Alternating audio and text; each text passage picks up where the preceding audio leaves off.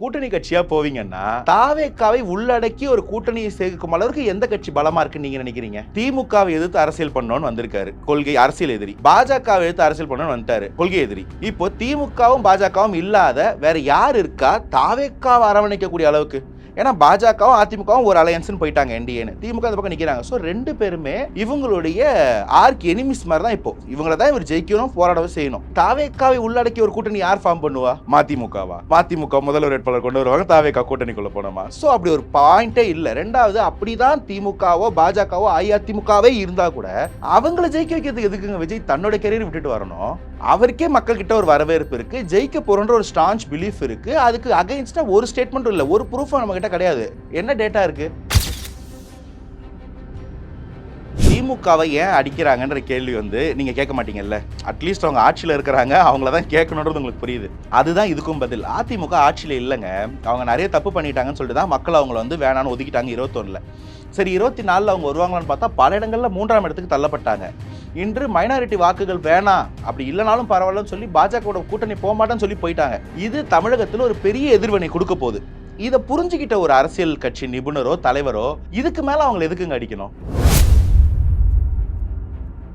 பாரத பிரதமர் நரேந்திர மோடி நேரு அப்படி பண்ணாரு, இந்திரா காந்தி இப்படி பண்ணாங்கன்னு சொல்லும்போது நம்ம என்ன சொல்லுவோம்? ஏங்க அவங்க போயிட்டாங்கங்க, நீங்க 12 வருஷமா ஆட்சியில் இருக்கிறீங்க, நீங்க பண்ணலாம்ல, மாத்துங்க அப்படின்னு நம்ம சொல்றோம் இல்லைங்களா? அவ்வளவுதானங்க. இங்கேயும் அதிமுக போயிட்டாங்க, திரும்பதுக்கு அப்புறம் ஆட்சிக்கு வருவாங்களான்னு தெரியாது. பல எதிர்ப்புகளை சந்திக்கும் வகையில் ஒரு கூட்டணியை அமைச்சுக்கிட்டாங்க கட்சியை காப்பாற்றும் பொருட்டு. திரும்ப அதிமுக கேளு, அதிமுக கேளுனா நாங்க உன்னை கேட்கறது உனக்கு என்ன பிரச்சனை, நீ பதில் சொல்லு.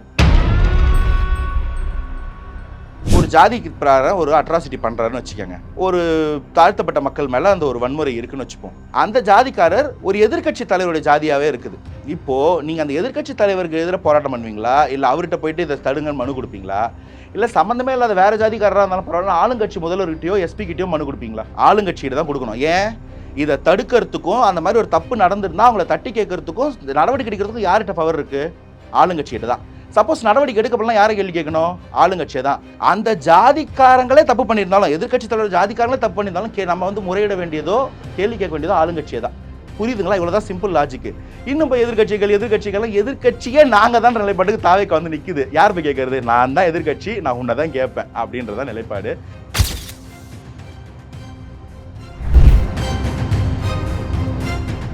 டிஎன் மீடியா நேயர்களுக்கு வணக்கம். இன்று நம்முடன் நேர்காணலுக்காக அரசியல் விமர்சகர் அனந்தஜித் அவர்கள் இணைந்திருக்காங்க. வணக்கம் சார். வணக்கம் சார். நேற்று ஆதவர்ஜுன் அவர்கள் ஒரு ப்ரெஸ் மீட் கொடுத்தாரு. அதில் பார்த்தீங்கன்னா கூட்டணி கட்சியாக நீங்கள் 2026 இருப்பீங்களா இல்லை தனித்து போட்டிடுவீங்களான்னு சொல்லிட்டு கேட்குறாங்க. அதுக்கு பார்த்தீங்கன்னா நாங்கள் டிசம்பர் மாதம் கரெக்டான பதிலை சொல்லுவோம் அப்படின்னு சொல்கிறாங்க. ஆனால் கட்சி ஆரம்பித்து ஒரு வருடங்காலம் முடிந்த உடனே அவங்க பார்த்தீங்கன்னா நாங்கள் எங்களை யார் தலைமை ஏற்கிறாங்களோ அவங்க கூட தான் நாங்கள் கூட்டணி வைப்போன்றதை சொல்லிட்டாங்க.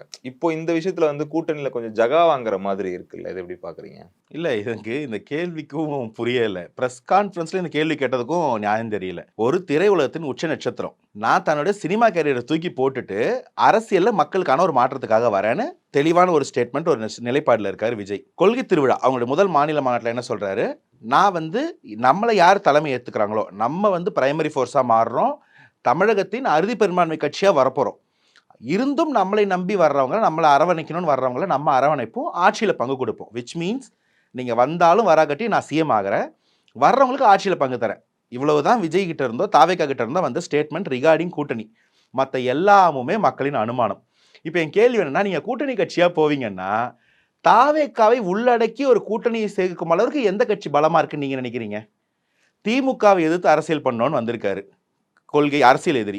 பாஜகவை எடுத்து அரசியல் பண்ணணும்னு வந்துட்டாரு, அரசியல் எதிரி, கொள்கை எதிரி. இப்போ திமுகவும் பாஜகவும் இல்லாத வேற யார் இருக்கா தாவேக்காவை அரவணைக்கக்கூடிய அளவுக்கு? ஏன்னா பாஜகவும் அதிமுகவும் ஒரு அலையன்ஸ்னு போயிட்டாங்க, என்டிஏன்னு. திமுக அந்த பக்கம் நிற்கிறாங்க. ஸோ ரெண்டு பேருமே இவங்களுடைய ஆர்க் எனிமிஸ் மாதிரி தான். இப்போ இவங்கள தான் இவர் ஜெயிக்கணும், போராடவும் செய்யணும். தாவேக்காவை உள்ளடக்கி ஒரு கூட்டணி யார் ஃபார்ம் பண்ணுவா? மதிமுகவா? மதிமுக முதல்வர் வேட்பாளர் கொண்டு வருவாங்க, தாவேக்கா கூட்டணிக்குள்ள போனோமா? ஸோ அப்படி ஒரு பாயிண்டே இல்லை. ரெண்டாவது, அப்படிதான் திமுகவோ பாஜகவோ அஇஅதிமுகவே இருந்தா கூட அவங்கள ஜெயிக்க வைக்கிறதுக்கு எதுக்குங்க விஜய் தன்னோட கெரியர் விட்டுட்டு வரணும்? அவருக்கே மக்கள் கிட்ட ஒரு வரவேற்பு இருக்கு, ஜெயிக்க போறன்ற ஒரு ஸ்டான்ச் பிலீஃப் இருக்கு. அதுக்கு அகைன்ஸ்டா ஒரு ஸ்டேட்மெண்ட்டும் இல்லை, ஒரு ப்ரூஃபும் நம்ம கிட்ட கிடையாது. என்ன டேட்டா இருக்கு? விஜய் ஜெயிக்க மாட்டாரு, நம்மளா தான் சொல்றோம் 6%. ஒரு நரேட்டிவ் செட் பண்றோம், ஒன்று சொல்லுவான் 6%. 2036 அந்த கட்சி ஆட்சிக்கு வந்துடும், 2306 இந்த கட்சி ஆட்சிக்கு வந்துடும் சொல்றது எல்லாமே நரேட்டிவ்ங்க. ஒரு கட்சிக்கு வேலை செய்யக்கூடிய அந்த கட்சியை பின்புலமாக கொண்டவர்கள் கூறக்கூடிய டேட்டா தான் இது எல்லாமே. நம்ம கிட்ட ஏதாவது ஒரு எம்பரிக்கல் டேட்டா இருக்கா? விஜயோடைய வாக்கு சதவீதம் இவ்வளவுன்னு? இல்ல. அவங்க அந்த 48% வாக்கு ஆட்சிய பிடிக்க போறோம்னு நம்புறாங்க. அது ஆமா இல்லன்றது எங்க நமக்கு தெளிவாகும்? 26 எலக்ஷன் முடிவுல தான். அதுக்குள்ள நீ வா, என்ன கூட்டணிய சேர்த்துக்கோ. இல்ல என்கிட்ட வந்து சேரு. இதெல்லாமே ஒரு மீடியா ஹவுஸும் ஒரு சேனல் ஒரு கட்சிய பேஸ் பண்ணி இருக்குங்க. அந்த கட்சி தலைவரின் வாய்ஸாக அவங்களுடைய மனக்குமுறலாகவும் தேடுதலுமா தான் அந்த ரிப்போர்ட்டர்ஸோட கேள்வியா நான் பார்க்குறேன். இந்த மாரி கேள்விகளோ, அனுமானங்களோ அப்படி ஓரம் தள்ளிடுங்க. விஜய் தனியா நின்னாலே இங்க ஒரு பெரிய மாஸ் ரக்கஸ் கிரியேட் ஆகும். அது ஆட்சி அமையுமா, எதிர்க்கட்சி அமையுமான்றது தான் கொஞ்சம் வெயிட் பண்ணணும். அது இந்த 6 மாத காலம் அதையும் நமக்கு தெளிவுபடும். சீமான் அவர்கள் தனித்து போட்டியிட போறேன்றத தெளிவா சொல்லிட்டாரு. ஆனா இவங்க என்ன சொல்லவே மாட்டோம் டிசம்பர்னு சொல்லிட்டு வராங்கன்றத தெளிவுபடுத்துறீங்க. இல்ல. நான் என்ன சொல்றேன்னா, சீமான் அண்ணன் தனியா நிக்கிறதுன்றது இன்னைக்கு எடுத்த முடிவு இல்ல. அவர் எடுத்திருக்கக்கூடிய ஒரு நிலைப்பாடு வேற. அவருடைய தைரியத்துக்கு நான் பெரிய ஃபேன். அது அப்படியே இருக்கிறேன்றாரு. நெறைய இதே மாரி தான் இந்த மீடியா ஹவுஸஸ் வந்து திருமா கூட போயிட்டாரு சீமான். விஜய்க்காக வெயிட் பண்ணிட்டு இருக்கிறாரு. இன்னைக்கு பாமக கூட போறாங்க. இல்ல அஇஅதிமுக, பாஜக கூட்டணிக்குள்ள போறாங்கன்னு எத்தன அனுமானங்கள் சொன்னாங்கங்க. நாம் தமிழர் வந்து திமுக கூட போகுதுன்னு மட்டும் தான் சொல்லல. மத்த எல்லாத்தையுமே சொல்லிட்டாங்க. ஏன்டா நீங்களா ஏதாவது கற்பனை பண்ணிட்டு இருக்கீங்க? நான் தனியா தான் போறேன்னு அவர் நிலைப்பாடு எடுத்துட்டாரு. தாவேகா கூட்டணிக்குள்ள போமாட்டேன்ற நிலைப்பாட்டுல வரல அந்த கட்சி. அந்த கட்சி கூட்டணி ஆட்சிக்கே வழிவகுக்கக்கூடிய ஒரு கட்சி. ரொம்ப பிராக்மேட்டிக்கா, பிராக்டிகலான ஒரு கட்சி. ஒரு போராளித்துவமான ஒரு கட்சியா நான் நாம் தமிழர் சீமான் அண்ணனை பார்க்கிறேன். ஒரு பிராக்டிகலான ஒரு பிராக்மேட்டிக்கான ஒரு தலைவரா நான் தாவேகா விஜயை பார்க்கிறேன். அப்போ வரக்கூடியவங்கள வேணான்னு சொல்றது என்ன விதமான ஒரு தலைமை பண்பு? அரவணைக்கிறது தானே தலைவரோட வேலை. அப்ப அரவணைக்கக்கூடிய ஒரு நிலைப்பாட்டுல தலைவர் இருக்கும்போது கூட்டணி இல்லன்றத நான் சொல்ல முடியாது. கூட்டணி யாருன்றது நான் சொல்ல முடியாது. தலைவர் தான் சொல்லணும். தலைவர் டிசம்பர் மாசத்துக்கு மேல சொல்றேன்றாரு. டிசம்பர் ஒண்ணும் கண்ண மூடிட்டு ஒரு டேட் இல்ல. ஜூன்ல இருந்து அவர் பிறந்த நாளுக்கு அப்புறம் ஆரம்பிச்சு ஒரு 6 மாத காலம் தமிழகம் ஃபுல்லா சுற்றுப்பயணம் போறாரு. அப்போ அவர் நெறைய தெரிஞ்சுப்பாரு. மக்கள் அவர நெறைய தெரிஞ்சுப்பாங்க. ஸோ களத்துல நெறைய வேலை இருக்கும்போது, இதுல நெறைய புரிஞ்சுப்பாருங்க. ஒரு ஊர்ல என்ன பிரச்சனை இருக்கு? மக்களுக்கு என்ன தேவை இருக்கு? நம்மள எவ்வளவு புரிஞ்சிருக்கு? என்ன எதிர்பார்க்குறாங்க? ஒரு பகுதியில நல்ல தலைவர்கள் எந்தெந்த கட்சியில இருக்காங்க? இல்ல நல்ல தலைவர்கள் எந்தெந்த கட்சியிலிருந்து வெளில வராங்க? எல்லாம் தெரிஞ்சுப்பாருல்ல. அன்னைக்கு தானேங்க முடிவு பண்ண முடியும். பிளைண்டா இது என்ன சோழி உருட்டி பார்த்து இந்த வருஷம் இந்த கட்சி, அந்த வருஷம் அந்த கட்சிக்கு போறதுக்கு மாரி ஜாதி கட்சியா இது? இவர் வந்து ஒரு ப்ராப்பரான ஒரு எம்பரிக்கல் டேட்டாவோட எதையும் பண்ணணும்னு நினைக்கிற கட்சி சயின்டிஃபிக்கா அப்ரோச் பண்றாங்கன்னு நினைக்கிறேன். அதுக்கு இந்த டைம், இந்த ரிசர்ச் தேவைப்படும். அத அவங்க எடுத்துக்கிட்டு என்ன அவசரம்? அடுத்த வருஷம் தானே எலெக்ஷன். அதே விஷயம் பார்த்தீங்கன்னா, நேத்து பேசும்போது வக்பு சட்ட மசோதாக்கு வந்து பார்த்தீங்கன்னா, திமுக வந்து அனைத்து கட்சி கூட்டம் வந்து நடத்தணும் அப்படின்ற விஷயத்தையும் நேத்து சொல்லியிருந்தார்ல. இத எப்படி பார்க்குறீங்க? அதான் திமுக வந்து முதல்ல போராட்டம் பண்ணாங்க. ஆனா வந்து கேரளாவும் கேஸ் போட்டாங்க. தாவேகா போல பல கட்சிகள் கேஸ் போட்டாங்க. திமுக இன்னும் கேஸ் போடலையே அப்படின்னு ஒரு கேள்வி வச்சிருந்தாரு. கண்டிப்பா அது வேணும். ஏன்னா சட்ட போராட்டம் தான் அதுக்கு முக்கியமான முன்னெடுப்பு. ஆனா அவங்க பண்ணலனாலும் அது நடக்க தான் போகுது. இது 1. 2வது இது வந்து இதுக்கு ஏன் அனைத்து கட்சி கூட்டம் போடல? போட்டிருக்கணும்ல. ஏன்னா டீலிமிட்டேஷன் மாநில உரிமைகள்னு வரும்போது நம்ம போடுறோம். சிறுபான்மையினர் மக்களுக்காக பாதுகாவலனா நாங்க தான் இருக்கிறோம் திமுக சொல்லும்போது, சிறுபான்மையினருடைய மக்களுடைய சொத்துக்களையோ, அந்த வக்ஃப் போர்டு சொத்துக்களையோ பெருசா அவங்களுடைய ஃபியூச்சரை கேள்விக்குறியாக்குற ஒரு சட்டம் வரும்போது, இதுக்கு அனைத்து கட்சி கூட்டம் போட்டிருக்கணும்ல. ரொம்ப லாஜிக்கா கேட்டா கண்டிப்பா போட்டிருந்துருக்கணும். முதல்ல இதுக்கு தான் போட்டிருக்கணும். ஏன்னா டீலிமிட்டேஷன் வரப்போகுதுன்றதுக்கே நமக்கு வந்து எந்த ஒரு நியூஸும் கிடையாது. சென்சஸ் எடுக்கல, டீலிமிட்டேஷன் இப்படி தான் பண்ண போறோம்னு சொல்லல. அப்பவே சுதாரிச்சுக்கிட்டு ஒரு அனைத்து கட்சி கூட்டம் போட்டு தென்னகத்துல எல்லாரையும் ஒன்றிணைச்சு ஒரு அழுத்தம் கொடுக்க முடியும்னா, வக்ஃப் போர்டு வந்துடுச்சுங்க. பார்லிமெண்ட்ல வந்து அது போய் சுப்ரீம் கோர்ட்ல இன்னைக்கு ஸ்டேல நிக்குது. இதுக்கு எவ்வளவு ஃபாஸ்டா ஆக்ட் பண்ணியிருக்கணும். எல்லாரையும் ஒன்று திரட்டி இருக்கணும். ஏன் திரட்டலன்ற ஒரு கேள்வி ரொம்ப நியாயமான கேள்வி. இதுக்கு பதில்லாம் சொல்லக்கூடாது. உடனே ஒரு அனைத்து கட்சி கூட்டம் போடணும். ஆனா தாவேக்கால சொல்லிட்டாங்கன்ற ஒரே காரணத்துக்காக அதை போடாம இருக்கலாம். இல்ல ஏன் போடாம இருக்காங்கன்றது காரணம் தெரியல. ஏன்னா பல பேர் பல மேடைகள்ல திமுகவும், பாஜகவும் மறைமுக நண்பர்கள் அப்படின்னு சொல்றாங்க. மேபி இருக்குமோ? அது வந்து மைனாரிட்டி ஓட்ஸ் வேணான்ற ஒரு நண்பன், மைனாரிட்டி ஓட்ஸ் வேணுன்ற ஒரு நண்பன். அதனால தான் 2 பேரும் ஒன்றா இருக்காங்க. கேஸ் போடலன்னு இல்ல அனைத்து கட்சி கூட்டம் நடத்தணும்னு புரிஞ்சுக்கலாம் இல்லையா? இந்த மாதிரி அனுமானங்கள் வருது இல்லையா? அப்ப அது இல்லன்னு ப்ரூவ் பண்றதுக்கு அவங்க தான் சீக்கிரம் நடத்தணும். Okay sir. இப்போ தொடர்ந்து பார்த்தீங்கன்னா, திமுக தான் தமிழக வெற்றி கழகம் குற்றச்சாட்டு வராங்க. அடுத்து பாஜகவ பண்ணிட்டு வராங்க.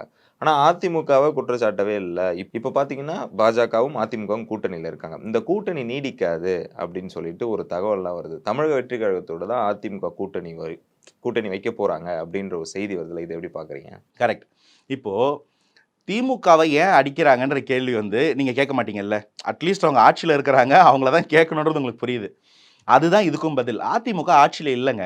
அவங்க நெறைய தப்பு பண்ணிட்டாங்கன்னு சொல்லிட்டு தான் மக்கள் அவங்கள வந்து வேணான்னு ஒதுக்கிட்டாங்க 21ல. சரி 24ல அவங்க வருவாங்களான்னு பார்த்தா பல இடங்கள்ல 3ஆம் இடத்துக்கு தள்ளப்பட்டாங்க. இன்று மைனாரிட்டி வாக்குகள் வேணாம், அப்படி இல்லனாலும் பரவாயில்லன்னு சொல்லி பாஜகவோட கூட்டணி போமாட்டேன்னு சொல்லி போயிட்டாங்க. இது தமிழகத்துல ஒரு பெரிய எதிர்வினை கொடுக்க போகுது. இத புரிஞ்சுகிட்ட ஒரு அரசியல் கட்சி நிபுணரோ, தலைவரோ இதுக்கு மேல அவங்கள எதுக்குங்க அடிக்கணும்? ஃபர்ஸ்ட் ஆஃப் ஆல் அவங்க அவசியமே கிடையாது. இப்போ அன்னைக்கு அஇஅதிமுக பண்ண ஊழல், பாலிசி லேப்ஸ், குற்றச்சாட்டு நீங்க நெறைய கேட்டு அத ஏங்க கேட்கலன்னு கேட்கலாம். என் கேள்வி என்னன்னா, இன்னைக்கு யார் பவர்ல இருக்கா? தமிழகத்துல திமுக இருக்கிறாங்க. இவங்க ஒரு தப்பு பண்ணியிருந்தாங்கன்னா, அதுக்கு கேஸ் போடலாமா? மக்கள் மத்தியில அத கொண்டு போய் நிப்பாட்டலாமா? ஒரு பாலிசி லேப்ஸ வெளிப்படுத்தலாமா? அப்போ யார்கிட்ட அழுத்தம் குடுக்கணும்? திமுகவுக்கு தான். பண்ணிட்டாங்க தப்புன்னு சொல்லி அவங்கள நம்ம வெளில அனுப்பிச்சுட்டோம். இன்னும் அவங்களே குற்றச்சாட்டுறது எப்படி இருக்கும்னா, நீங்களே பல இடத்துல வந்து பாரத பிரதமர் நரேந்திர மோடி, நேரு அப்படி பண்ணாரு, இந்திரா காந்தி இப்படி பண்ணாங்கன்னு சொல்லும்போது நம்ம என்ன சொல்லுவோம்? ஏங்க அவங்க போயிட்டாங்கங்க. நீங்க 12 வருஷமா ஆட்சியில இருக்கிறீங்க. நீங்க பண்ணலாம்ல மாத்துங்க அப்படின்னு நம்ம சொல்றோம் இல்லைங்களா? அவ்வளவுதானேங்க இங்கேயும். அதிமுக போயிட்டாங்க. திரும்பதுக்கு அப்புறம் ஆட்சிக்கு வருவாங்களான்னும் தெரியாது. பல எதிர்ப்புகளை சந்திக்கும் வகையில் ஒரு கூட்டணியா அமைச்சுக்கிட்டாங்க கட்சியை காப்பாற்றும் பொருட்டு. திரும்ப அதிமுகவை கேளு. அதிமுகவை கேளுன்னா, நாங்க உன்ன கேட்கறது உனக்கு என்ன பிரச்சனை? நீ பதில் சொல்லு. 2வது உன்ன தான் கேட்கணும். இப்போ ஒரு சின்ன எக்ஸாம்பிள் சொல்றேன். இந்த எக்ஸாம்பிள் இன்னொருத்தர்கிட்ட சொல்லியிருந்தேன். ஒரு ஜாதிக்கு பிரகாரம் ஒரு அட்ராசிட்டி பண்றாருன்னு வச்சுக்கோங்க. ஒரு தாழ்த்தப்பட்ட மக்கள் மேல அந்த ஒரு வன்முறை இருக்குன்னு வச்சுப்போம். அந்த ஜாதிக்காரர் ஒரு எதிர்க்கட்சி தலைவருடைய ஜாதியாவே இருக்குது. இப்போ நீங்க அந்த எதிர்க்கட்சி தலைவருக்கு எதிரா போராட்டம் பண்ணுவீங்களா? இல்ல அவர்ட்ட போயிட்டு இத தடுங்கன்னு மனு குடுப்பீங்களா? இல்ல சம்மந்தமே இல்லாத வேற ஜாதிக்காரரா இருந்தாலும் பரவாயில்ல, ஆளுங்கட்சி முதல்வர்கிட்டயோ, எஸ்பி கிட்டயோ மனு குடுப்பீங்களா? ஆளுங்கட்சியிட தான் குடுக்கணும். ஏன்? இத தடுக்கிறதுக்கும், அந்த மாரி ஒரு தப்பு நடந்திருந்தா அவங்கள தட்டி கேட்கறதுக்கும், நடவடிக்கை எடுக்கிறதுக்கும் யார்கிட்ட பவர் இருக்கு? ஆளுங்கட்சிகிட்ட தான். சப்போஸ் நடவடிக்கை எடுக்கப்படலாம் யார கேள்வி கேட்கணும்? ஆளுங்கட்சிய தான். அந்த ஜாதிக்காரங்களே தப்பு பண்ணியிருந்தாலும், எதிர்க்கட்சி தலைவர் ஜாதிக்காரங்களே தப்பு பண்ணியிருந்தாலும், நம்ம வந்து முறையிட வேண்டியதோ, கேள்வி கேட்க வேண்டியதோ ஆளுங்கட்சிய தான். புரியுதுங்களா? இவ்வளவுதான் சிம்பிள் லாஜிக். இன்னும் போய் எதிர்க்கட்சியே நாங்க தான் நிலைப்பாட்டுக்கு தாவேக்கா வந்து நிக்குது. யார் போய் கேட்கறது? நான் தான் எதிர்க்கட்சி, நான் உன்ன தான் கேட்பேன் அப்படின்றதான் நிலைப்பாடு. சோ இது ரொம்ப போர் அடிச்ச ஒரு பழைய டாபிக்கா போயிடுச்சு. விட்டுருங்க அதிமுக. இட்ஸ் நவ் தாவேக்கா வெர்சஸ் திமுக. அதான் சார் இப்ப கூட்டணி வச்சா இப்போ தாவேக்கா அதிமுக கூட்டணின்ற பேஸ்ல வந்துச்சுன்னா யார் தலைமை தாங்க யார் ஜெயிப்பாங்க? இல்ல எனக்கு தெரிஞ்சு தாவேக்கா அதிமுக கூட்டணி இதுக்கப்புறம் வாய்ப்பு இல்ல 26 தேர்தலுக்கு. 26 தேர்தல்ல தாவேக்கா ஒரு பெரும் எழுச்சியை கண்டு, அதுக்கப்புறம் வேணா தாவேக்காவின் தலைமையில அஇஅதிமுக ஒரு கூட்டணி அமையலாம். நான் சொல்றது 29, 31 கதை. 26 தேர்தலை பொறுத்த வரைக்கும் திமுக கேம்ப் இன்டாக்டா மாறிடும். அதிமுக, பாஜக கேம்ப் உடையறதுக்கான வாய்ப்பு குறைஞ்சிக்கிட்டே வருது. ஏன்னா 2 பேரும் வந்து ஒருத்தர் சார்ந்து ஒருத்தர் வாழ ஆரம்பிச்சிட்டாங்க. சிம்பயாட் மாதிரி. அதனால தாவேக்கா தனித்தோ இல்ல சிறு கட்சிகளின் கூட்டமைப்போட ஒரு கூட்டணியா வரலாம். இவங்களுடைய இந்த தலைவர் முகத்தின் மூலமாகவும், இந்த 6 மாத காலம் வரக்கூடிய செயல்பாட்டின் மூலமாகவும் எப்படி பிரைமரி ஃபோர்ஸா மாற போறாங்க அப்படிதான் இந்த படத்துடைய கதை. இந்த 6 மாத காலம், அடுத்து ஒரு 4 மாத காலம் இப்படிதான் நடக்க போகுது. ஃபர்ஸ்ட் ஹாஃப், செகண்ட் ஹாஃப்னு. ஸோ எனக்கு தெரிஞ்சு இதுக்கு மேல கூட்டணி அவசியம் இல்ல. கூட்டணிக்கு வாய்ப்பும் இல்ல. தாவேக்கா தலைமையில் தான் இந்த தேர்தலுக்கு போகுது தாவேக்கா. ஆனா ஆதவர்ஜுனா அவர்கள் வந்து பாத்தீங்கன்னா நேத்து பேசும்போது திருமாவளவனை பத்தி பேசுறாருல்ல. அப்போ வந்து திருமாவளவன் மறைமுகமா சப்போர்ட் பண்றாங்களா தமிழக வெற்றி கழகத்துக்கு? அதாவது இங்க அரசியல் கட்சிகள், அவங்களுடைய கூட்டணி, கொள்கை இதெல்லாம் ஒரு பக்கம். ஒவ்வொரு தலைவருக்கும் வந்து ஒரு பொலிட்டிக்கல் நிஷ்யம் இருக்குங்க. இது வந்து இந்த மேலக்காடுன்னு நினைக்கிறேன். அந்த கிராமத்துல ஒரு பிரச்சனை. இந்த மாரி பிரச்சனைகள வேங்கவேல் மாரி பிரச்சனைகள்ல வந்து திமுக கூட்டணியில இருந்தும் கூட அவங்க பல இடங்கள்ல வந்து சார்பு இருந்தாலும், தன்னுடைய ஒரு அழுத்தத்தையும், வருத்தத்தையும் திரும்ப அண்ணன் விசிகா பதிவு பண்ணிட்டே இருக்கிறாங்க. நீங்க வந்து இந்த மாரி குற்றச்சாட்டுகள் நடக்குது. திமுக ஆட்சியில இருக்குது. திமுக கூட்டணியில திருமா இருக்கிறாங்கன்றதுக்காக இந்த மாரி குற்றச்சாட்டு எத நீங்க திருமாவளவன் மேல வைக்க முடியுமா? முடியாது. ஏன்னா, அவர் எந்த மாரியான ஒரு போராளி, அவரோட பொலிட்டிக்கல் ஒர்க் என்ன, யாருக்காக வந்தாருன்னு நமக்கு நல்லா தெரியும். ஸோ, அவர் வந்து அவருடைய அந்த கூட்டணிலாம் தாண்டியும், கூட்டணி தர்மத்த தாண்டியும் தன் மக்களுக்கான ஒரு போராட்டத்த முன்னெடுத்துக்கிட்டு களத்துல இருந்துகிட்டே இருக்கிறாரு. இப்போ இந்த திமுகவை விமர்சிச்சாலும், திமுக கூட்டணியில இருக்கிறதுனால ஒரே காரணத்துக்காக நம்ம விசிக விமர்சிக்க கூடாது. திருமா அண்ணன் தனிப்பட்ட முறையில் ஒரு சிறந்த போராளி. அவருக்கான பொலிட்டிக்கல் ஸ்பேஸ்ல அவர் ரொம்ப ஆக்டிவாவே இருக்கிறாரு. என்ன சொல்றது? கர்ணன் போயிட்டு கௌரவர்கள் கிட்ட மாட்டிக்கிட்ட மாதிரி அங்க இருக்கிறார். இருந்தாலும் கர்ணன் தான் அப்படின்ற மாதிரி தான் பார்க்கணும். திருமானனுடைய அரசியல் நிலைப்பாடு அது என்னைக்குமே வந்து அதை வந்து குற்றம் சாட்டிட முடியாது. அதை தாண்டி இருக்கிற இடத்த தாண்டி அவர் வந்து போராட்டம் பண்றாரு. அவருக்கு இன்னும் நம்ம வந்து அதை மாத்திரோன்ற நம்பிக்கை வரத்துக்கு நாளாகும். அதை மாற்றும் போது என்கிட்ட வந்துடுவார். இப்படிதான் அதை வந்து ஒரு ப்ராடா வைடரா பார்த்துக்கணும். மற்றபடி திருமானன் அவர் எதுவுமே ஸ்டேட்மெண்ட்ல தப்பு சொல்லுங்க. அது வந்து இந்த தம்ப்நெயில் படுத்துற பாடு இதெல்லாம். அவர் திருமானனை சப்போர்ட் பண்ணி பேக் பண்ணி தான் பேசுறாரு. இந்த மாதிரி பிரச்சனைக்கு திருமானனை தாண்டி யார் வாய்ஸ் கொடுத்துட முடியும் அப்படின்னு தான் கேட்கிறாரு. அதனால அதுல வந்து திருமானன் கூட எந்த ஒரு விரிசலும் இல்லை. 2வது இது வந்து கூட்டணியா பார்க்கக்கூடாது. இது அந்த பிரச்சனைக்கு ஒரு களத்துல என்ன பேச முடியும் அதை தான் பேசியிருக்காங்க 2 பேருமே நான் பார்க்குறேன். எங்களோடு இணைந்து பல்வேறு தகவலை பயந்ததற்கு மிக்க நன்றி. Thanks for having me.